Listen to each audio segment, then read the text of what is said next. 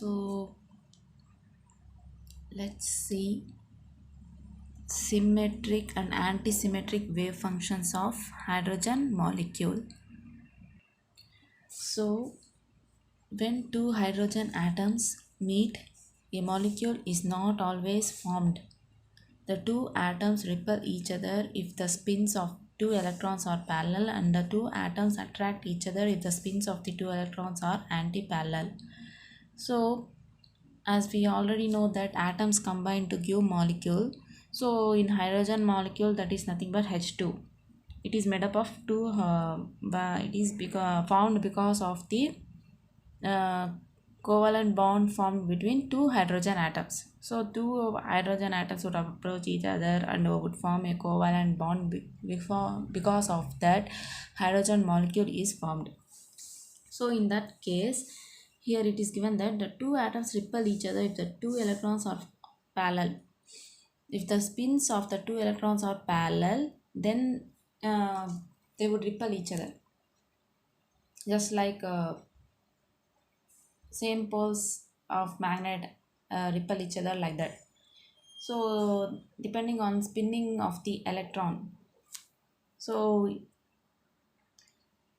it may act as a tiny magnet. The spinning electron would act as a tiny magnet.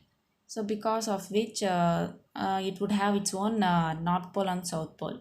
So if both the north poles are brought together, they would repel each other. They will repel each other. So in such a manner, so if the two atoms repel each other if the spins of two electrons are parallel, and they would attract each other if the spins of these electrons are antiparallel.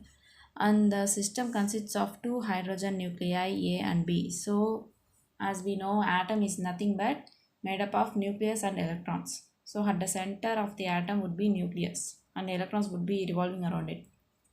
So if we consider, so the for two hydrogen atoms, two hydrogen nuclei would be present. So that is A and B, and two electrons whose coordinates are denoted by the symbols 1 and 2.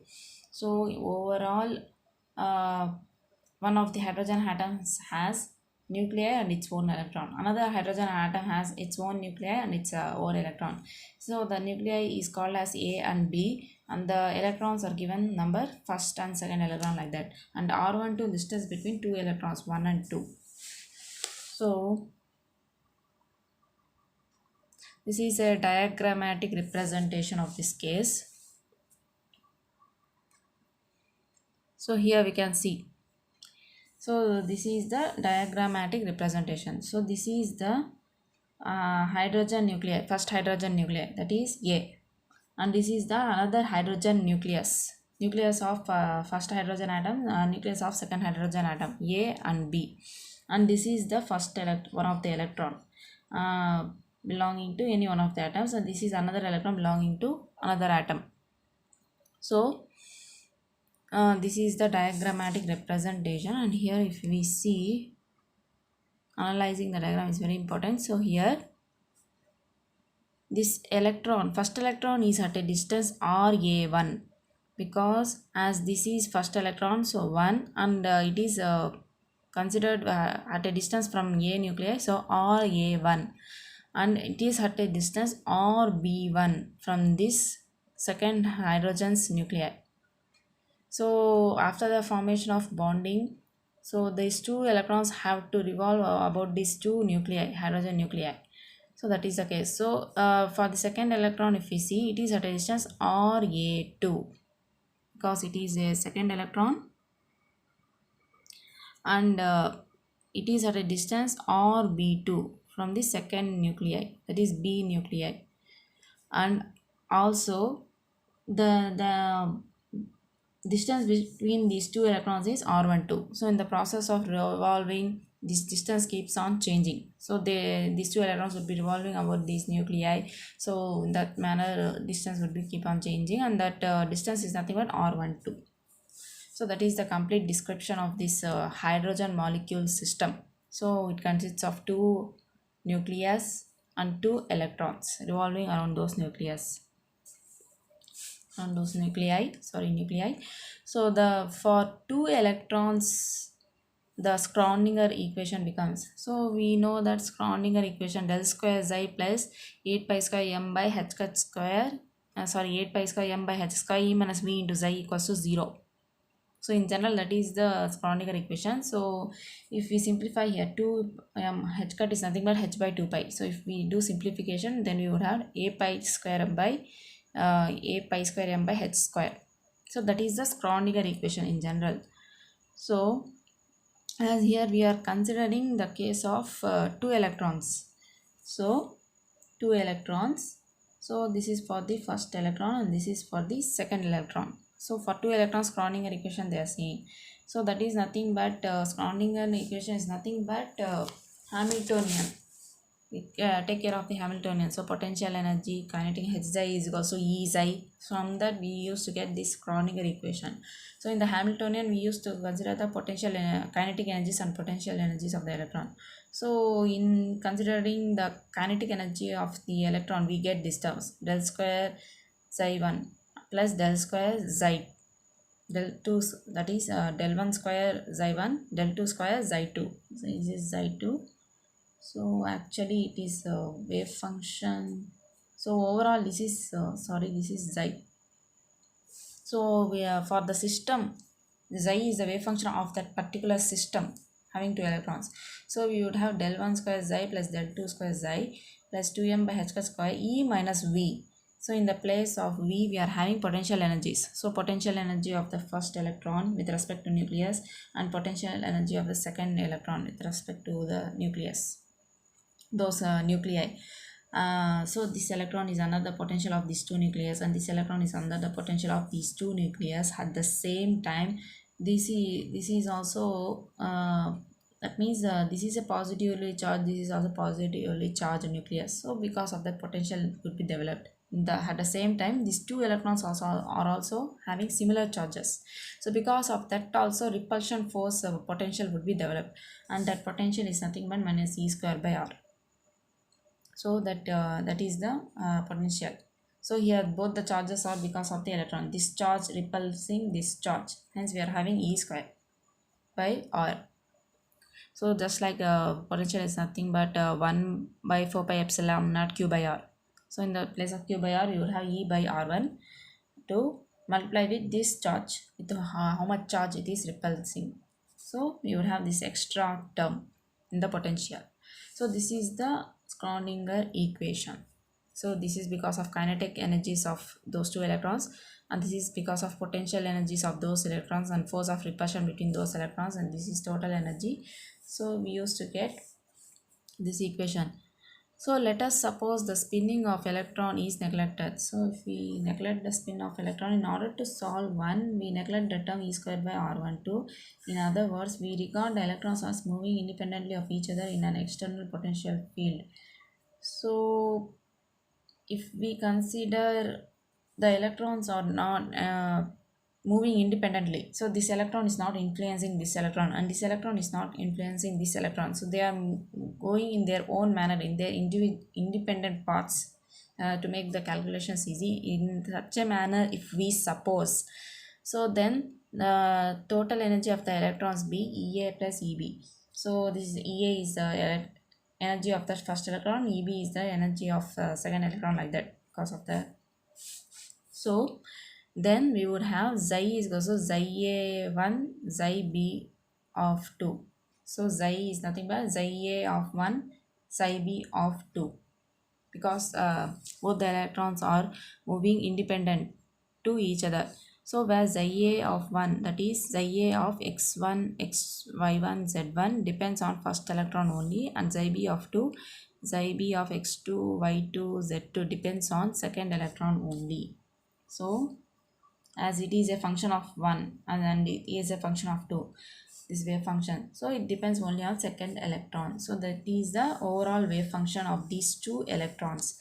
So as the two electrons are indistinguishable from each other, so we cannot distinguish one electron from the other electron. We cannot differentiate which electron is which, whether this is first electron, whether this is first electron or this is second electron, or whether this is first electron or this is second electron. We cannot distinguish because these electrons are the identical particles, cannot distinguish them.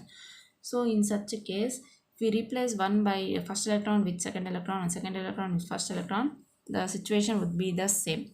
So this also would be the solution. So that is the thing we have done. The place of 1 2, the place of 2 1. You are just flipping the positions of two electrons. So then in such a case, then this also would be the solution of this first equation.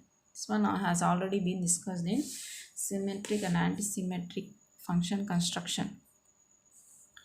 So solution 3 also belongs to energy EA plus EB. So for this also the energy is same. So if we just interchange the position of these electrons, we just replace this electron place here and just place this electron here. So then also the system would remain the same, would be having the same kind of energy, because these electrons are the identical particles because of that identical nature. Same energy. So they are having same energy, hence there are two wave functions belonging to the same energy. It is the case of degeneracy.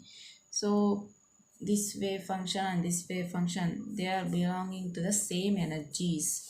So that is nothing but energy levels having same energy are nothing but degenerate energy levels. So they are, hence this is nothing but degeneracy. So just like px, py, pz, all of them have the same energy, so they are called as degenerate p orbitals. In the same way, just like dxy, dyz, dzx, dx square, y square, dz square, all of these 5 orbitals have the same energy, so they are called as degenerate orbitals. In the same manner, this is the case of degeneracy, because this wave function both are having same energy. That is because of identical nature of the electrons. So from 2 and 3 we can make more wave functions belonging to the same energy. We may take any linear combination. So from these two equations we can make some extra wave functions which could be a solution of this equation. That is linear combination of these two. So that is given here. So xi plus is nothing but addition of these two wave functions, that is xi a of 1 into xi b of 2 plus xi a of 2 into xi b of 1. In the same manner, xi minus xi a of 1 into xi b of 2 minus xi a of 2 into xi b of 1.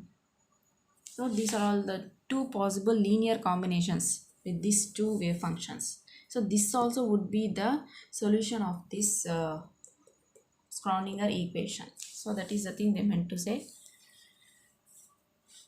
So xi plus does not change if you interchange 1 and 2. So xi plus is a symmetric wave function. So here if we see, we place in the place of 1 2, in the place of 2 1, what we would get is, so xi a of 2, xi b of 1, and here xi a of 1 into xi b of 2. So same, we would get the form a plus b. Initially it would be like a plus b. After interchanging we would get just b plus a. So a plus b is nothing but equal to b plus a. So again we would get the same wave function. So that is nothing but symmetric wave function. And xi minus changes its sign if 1 and 2 are interchanged. So xi minus is antisymmetric wave function. So here if we consider, if we replace 1 with 2 and 2 with 1, so xi a of 2, xi b of 1, minus xi a of 1, xi b of 2. So minus if you take common, so we would have just like a minus b. Initially it would be like a minus b, and finally we would have minus of a minus b, like that. So negative of that wave function. That means initially it would be like a minus b, finally it would be like b minus a. So just sign is getting changed. So xi minus interchange is antisymmetric, changes its sign. So if this wave function changes its sign if we interchange the position of two electrons, so that is nothing but antisymmetric wave function. So now we have 2 3 4a as symmetrical functions and 4b as antisymmetrical wave function. So overall if we consider, these are also the symmetrical wave functions. So xi a of 2, xi b of 1, and here xi a of 1, xi b of 2 if we interchange. So again we would get the form just like ab, and if we interchange we would get ba. So ab is nothing but equal to ba, so there is no change in sign. So these second, third and 4a, all of them are symmetrical wave functions because they won't change sign, and this is antisymmetric wave function because it changes sign upon interchange of two electrons, if we interchange two electrons. So if we consider spin, we know that each electron has spin s1 equals to s2 is equals to half. So here we have omitted the spin part of the electrons. We have just considered the spatial part of the electrons. Now that is orbital part of the electrons. Now if we consider spin part also, so each electron has spin half, s1 is equals to s2 is equals to half. Does two spins then combine to give a resultant spin for the total system? So one of the electron would be having a half spin, another electron would be having minus half, like that. If a combination they are saying, so the spins that can have same direction. So if they have same directions, what would happen? First electron spin half, second electron spin is also half. So because their spins are parallel, they are spinning in the same direction, so half plus half 1. And the spin can have opposite directions. So if they have opposite directions, half minus half, that is nothing but 0, giving s equals to 0. The spin s equals to 0 correspond to singlet, and the spin s is equals to 1 correspond to triplet. So how we are saying the singlet or triplet for s equals to 0 singlet, s equals to 1 triplet is based on this multiplicity. So we know that multiplicity is nothing but 2s plus 1. S is nothing but spin. So if we substitute s equals to 0, what would happen is 2 into 0 plus 1, that is 1. 1 is nothing but singlet. And if we substitute 1, s is equals to 1. 2 into 1 plus 1, 2 plus 1, 3. That is nothing but triplet. So like this we can say, if s equals to 0 corresponds to singlet state, and s is equals to spin s is equals to 1 corresponds to triplet state. That means if the two electrons are parallel, so that is nothing but s is equals to 1, and that is triplet state. And if the two electrons are anti-parallel, that is nothing but s equals to 0, so singlet state. So that is the case.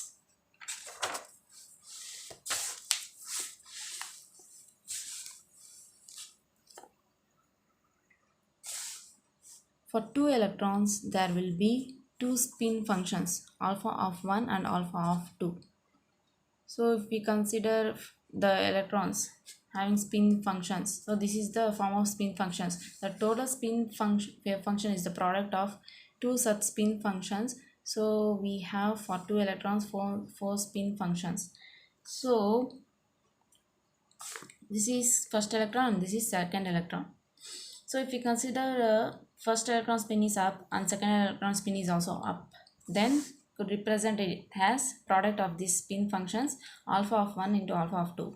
Alpha means the spin is in upward direction. As a first electron spin and second electron spin is upward direction, hence we are having alpha of 1, alpha of 2. And if both the electrons are having spin in the downward direction, so for downward direction spin is represented by beta. So first electron beta of 1, for second electron also beta of 2. And next case, if first electron is in having spin up and the second electron in spin in downward direction, so alpha of 1 up, spin up, so alpha of 1. And for second electron beta of 2, because its spin is down. And in the next case, first electron is having spin in downward direction, second electron is having spin in upward direction, so alpha of 2, because the spin is alpha of 2 is for second electron, its spin is up, and beta of 1 is for first electron because its spin is in downward direction. So each alpha describes plus half spin and beta describes minus half spin. So this is the overall spin function for the two electrons if we consider product of their spins. Since two electrons are indistinguishable from each other, so we choose linear combination of the four functions. Alpha of 1, alpha of 2 and beta of 1, beta of 2 are already symmetrical. Instead of alpha of 1 and beta of 1, alpha of 1, beta of 2 and beta of 2 or alpha of 1, we can choose alpha of 1, beta of 2 plus alpha of 2, beta of 1. So what they are saying is these two electrons are indistinguishable. We cannot distinguish one electron from the other electron. So we can choose linear combination of these four functions they are saying, alpha of 1, alpha of 2, beta of 1, beta of 2. Or so the out of these four functions, these two are already symmetrical. because both spin up and both spin down. So these are symmetrical, already symmetrical part. And next part is we are these two parts. Out of these four functions, we take this as symmetrical wave functions. And next we are having these two wave functions. So here what they are saying is we choose instead of these two, we choose linear combination of the two. So this is nothing but symmetric function. So alpha of 1 beta of 2 plus alpha of 2 beta of 1. So adding them is nothing but symmetrical function, and subtracting them is nothing but antisymmetric wave function. So out of four functions, so these two we have chosen as usual, alpha alpha beta beta, like that. And this we are taking linear combination of these two. So that is once we are adding, that is nothing but symmetrical wave function, and again we are subtracting. So that is nothing but antisymmetric part. So that is the four possible spin functions we have found. So now four spin functions will be, so the four spin functions is this: alpha of 1, alpha of 2, beta of 1, beta of 2, alpha of 1, beta of 2 plus alpha of 2, beta of 1. So all these are all symmetric, and this is alpha of 1 beta of 2 minus alpha of 2 beta of 1. This is antisymmetric, but we have already discussed for symmetric s is equals to 1. So that is triplet state. Triplet means minus 1 0 1, 2s plus 1, three possible states. So minus 1 0 1 plus it's minus 1 0 plus 1 mz. So three possible z value, mz values, magnetic quantum numbers. So and next part is antisymmetric. Antisymmetric means s equals to 0, as we have seen, half minus half 0. So singlet state, so only one state, that is 0. So this is the possible wave functions for this combination. So this comes under singlet state, symmetric singlet state. Both the spins are parallel, half plus half 1. So triplet state. Both the spins are parallel, half plus half 1, 2s plus 1, we will get 3. So triplet state. And this is for antisymmetric part. That is half minus half 0. So this is singlet state. So the complete wave function of an electron is the product of orbital wave function multiplied by one of the spin functions.